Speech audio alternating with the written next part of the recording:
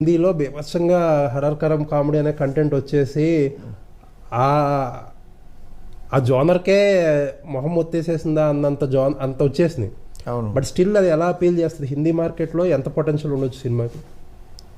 హిందీ మార్కెట్లో horror comedy అనేది అక్కడ కూడా మంచి జోనరు.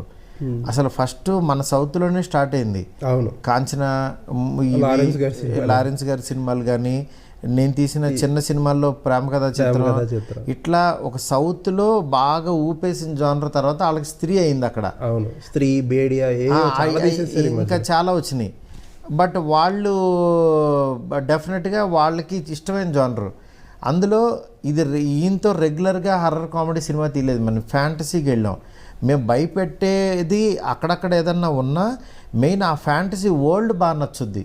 అందుకని ఈ సినిమాని హిందీ ఆడియన్స్ మిస్ చేసుకోరనుకుంటున్నాను నేను. ఓకే, అదే సార్.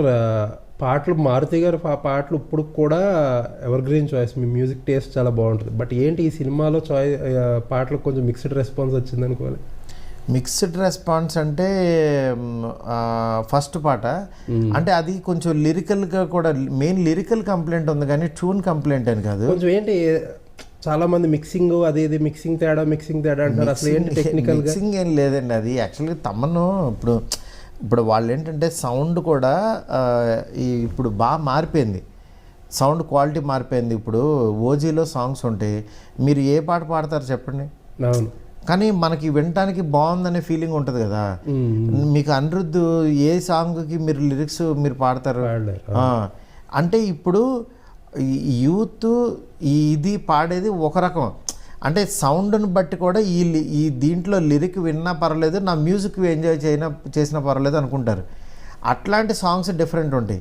ఇప్పుడు సహనా సాంగ్ ఉంది, మీకు లిరిక్స్ క్లియర్గా అర్థమవుతాయి, కానీ మరీ పలకకుండా రాసేసారు, రాయించేసారు.